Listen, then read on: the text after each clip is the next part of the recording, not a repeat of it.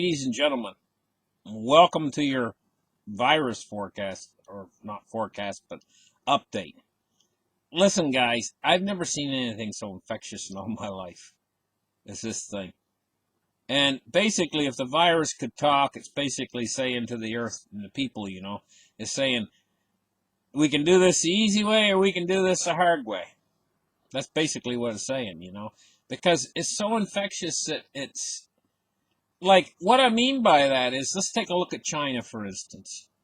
China's used absolutely draconian measures to try to get this virus under control. And according to the news that's coming in, they have got the virus somewhat under control. But those kind of measures, I can't see them ever being able to ratify or do those kind of measures in the Western countries, because, and also you have to consider the effect, the effect that those measures are going to have on the people's opinion of the government itself. If you take people and you use really, really harsh measures on large parts of the population, those people are going to remember what you did to them.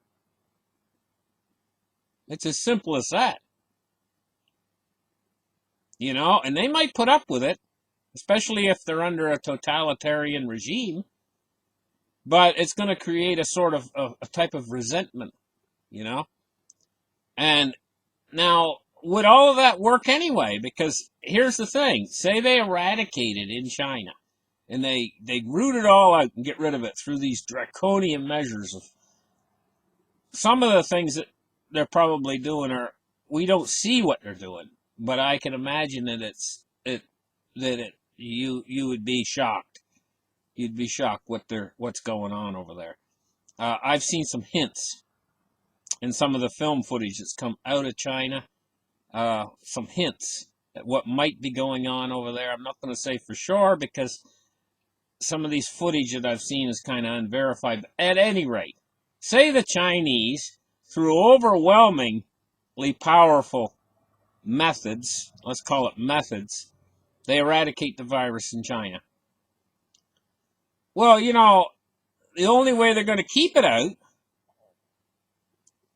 is by keeping up these harsh measures and shutting themselves off to the rest of the world. Because in this strange situation, when the virus was first coming out of Hunan and Wuhan, the world was shutting themselves off to China because of the virus. They're saying, okay, we're going to restrict flights out of Wuhan and everything else, and Hubei province or whatever, and we're going to quarantine that off, and we're going to quarantine the people that come out of there for 14 days and so on.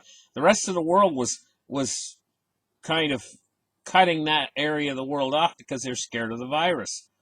Now the whole thing could twist around the other way. If they eradicate the virus in China, then China has to be scared of the rest of the world. So what are they going to do? Completely isolate China off from the rest of the world so that they don't recatch the virus? What would that do to their economy? So then all the Chinese don't have the virus, but everybody else in the world will. So this is why I say, we can do this the easy way or we can do this the hard way. That's what the virus is saying. And, that might be what it's saying to China and to the rest of the world, There is one way to get rid of this virus. This virus is going to play its course out. It's like I said, it's like a grass fire. It's going to burn through, and there's nothing left to burn. It's going to disappear. The virus lasts. It's got quite a long period it lasts. We look at the full incubation period of probably averaging about 10 days. And then we look at some cases it's like 20 days, in some cases it's like 6 days, but it probably averages out about 10 days, the incubation period. So we take the incubation period of 10 days, and then we take the sickness itself, which lasts about 3 weeks, so that's 21 more days. So let's say 30 days there. So say 1 month between person sick and when they first are exposed to the virus. And then there's probably another 15 days past that where the person is infectious, probably in their feces. for another 15 days. So 45 days in total from start to finish. Now, if that virus in those 45 days cannot find new hosts to expand outwards, then it'll disappear in 45 days. Seriously.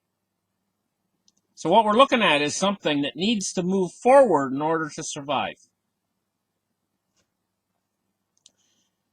So if you break that chain of transmission for more than 45 days, the virus is gone. It's as simple as that, folks. And so if the Chinese can break that chain of transmission for the next 45 days, the virus is gone. But then the rest of the world will have it to reinfect China. And so this could reverse around the other way because the rest of the world was scared China was going to infect them. Now that China can be scared that the rest of the world will infect them. Situations like this, the World Health Organization, and the Centers for Disease Control and everything, the virus is always like it's moving so fast that by the time they get on to the news, like they're still on this thing where they're going to block people from coming from China and stuff. They're still back there. That was like 3 weeks ago. It's moving ahead of them, and to be proactive on this virus, you have to be 1 or 2 steps ahead of it. It's moving so fast that they're like lagging behind. It's kind of like the virus is a truck going down the freeway at 85 miles an hour, passing everything, and we're stuck in an old Fiat car that's got a bad motor, hitting on 3 cylinders, and that truck's just whizzed right on by us, and all of our programs to try to stop it. Now the Chinese, they use those drastic measures, but I mean, that's not going to work in the West. It won't fly. And now here we got 102 or 106, something like that in the United States. And there's signs everywhere pointing at community spread in the United States. And they're saying that it might have been spreading for quite a while now, and we didn't even know it was there. That's this virus. Chris Martenson has named it the honey badger virus, and we all know what badgers are like. You don't want to pick a fight with a badger, And I kind of think that I kind of like that name he's got for it, the honey badger, because that's what it's like, it's more like a wolverine, which is even worse than a honey badger. You want something worse than a honey badger? Go out and find a wolverine. Probably one of the worst creatures you ever want to come across. Worse, a wolverine is actually worse than a Tasmanian devil, if you can believe that. And that creature does exist. You've all seen the Roadrunner cartoons of the Tasmanian devil. And he goes whirling like a whirlwind. He looks like a tornado coming along, and then he just tears everything to pieces. Well, a wolverine's even worse than that. Worst animal, the worst tenacious animal there ever was created is a wolverine. This virus reminds me of a wolverine.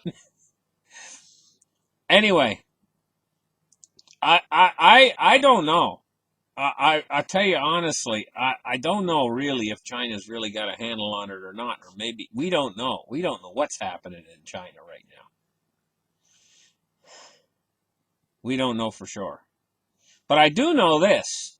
There's 1.4 billion people over there in China. 1.4 billion. And I know that according to their records, only like 80 some odd thousand has had the virus. And 80,000 will go into 1.4 billion, something like 80,000 times, I mean, it's just like ridiculous. So only a very, very small segment of their population has been infected.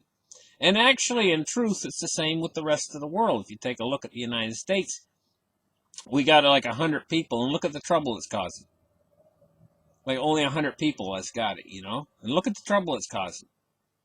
Can you imagine with 330 million people, if this thing starts to spread out wider, the amount of turmoil that it's going to create, you know? So, I mean, it's worth it to get a handle on this thing, you know, but can we actually do it? Right now, I'm sure that a lot of these people that are in charge, you know, that do have to do contact tracing and stuff, they're just running their heads off.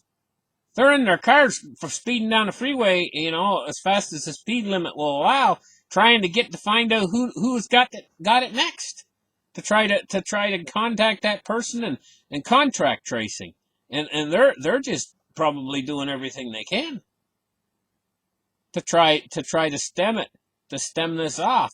But while they're racing out to try to see this next guy who might be a contact trace, 4 or 5 other people might be getting infected. And then they in turn infect 4 or 5 other people each. And those people can go who knows where. People travel all over the place now in this day and age with quick travel and everything. You know?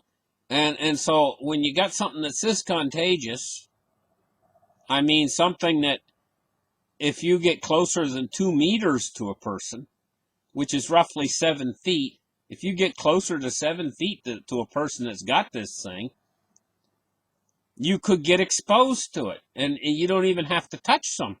Just get close enough where maybe they sneeze or whatever. And that water, that little tiny droplet that they sneeze, you know, little tiny droplets, goes in your nose. And the next thing you know, 5 or 10 days later, you're coming down with it. And then how many people have you contacted in that meantime? How many people that you didn't know you had it? How many people have you come in contact with? And as this spreads out and branches out, these guys who are having to try to do this contact tracing, after a while, they get tired. They haven't had any rest in 24 hours or whatever. And I mean, it just starts the situation, and it starts to get totally out of control after a while. And this thing blossoms then. And this thing's got boundless energy. It doesn't stop. Even when you stop to have a meal, this thing keeps spreading. You know, and it's doing something called exponential growth. And what that basically means is like they've gave an illustration of a water drop that doubles every say 2 seconds. So you're in a football stadium, you know, a giant football stadium. And there's one of this magical drop of water on the center of the floor down the football stadium. And every 2 or 3 seconds it doubles, you know. And so first it starts with 1 drop and then 2 drops. And it keeps doubling. And you're way up in the top of the football stadium looking down. You have to use binoculars to see this water drop doubling and doubling. So, you know, they say that you have 45 minutes before the water gets to you. But they said that at 5 minutes before it gets to you, so 40 minutes have passed already, and there's only 5 minutes left. And those last 5 minutes, it's still way down there on the football stadium floor. The water, the pool of water. It makes up all that distance in the last 5 minutes rather than the first 40 minutes. So with this virus, we're in that first 40 minutes still. And the last 5 minutes is when it's really going to... So if you take that time and expand it out, it's not really 5 minutes. In the last small segment of time, which might be the last, say, 2 weeks of the virus, of this exponential growth. So we go through months leading up to what's going to be the final 2 weeks when it really blossoms. You know, and that's after it seeded itself in every country to a certain degree where it's ready to really blossom and they haven't got control over it. You know? And when we start to think about these countries like China, who could get reinfected by all the rest of the countries who have it, and we start to think about countries like India with massive populations, it could bring these countries to their knees. It could bring any large country to its knees. You know, but eventually this virus is going to burn itself out. because there's going to be nobody left for it to infect. And like I say, there's like a 45-day period there. And if it can't infect any new people in those 45 days, it's done. Poof, gone. So this whole thing, when it's finished, it might just disappear as fast as it came. But it'll leave everything in ruins, and our financial system worldwide could be absolutely flattened to the ground. Well, you know, there's only one place to go after you've been completely flattened to the ground. There's only one place to go then. Everything you do at that point in time is upwards motion. If a tornado comes through and everybody's flattened down to the ground, their houses are flattened down to the ground, and they're quite literally laying on the ground when they get up. When they first stand up, that first motion of standing up, just standing up, simple as that, is a forward motion to rebuilding their houses and stuff like that. And believe me, many of people went through that situation where their house has been torn to pieces by a tornado that comes out of nowhere really fast and then disappears. That's this virus. Flattens everything. And then you have to rebuild from the ground up. And that might be, but I'm going to tell you what. I'll tell you one thing right up front. If that happens, and humanity has to rebuild from the ground up, if we are going to put things in place so that we do not become behind the curve on the next virus that comes along, maybe 5 years from now, maybe 10 years from now, God knows what it might be. It might be some sort of avian flu, right? We don't want to be behind the curve next time. We want to be on top of it. We want to be proactive. We want to be in there real quick, isolate the whole area off, don't let anybody in or out, and crush the virus before the virus gets a toehold. We want to learn a lesson from this. Thank you guys for listening. Give me a thumbs up, and we'll catch you guys in the next video. Bye-bye.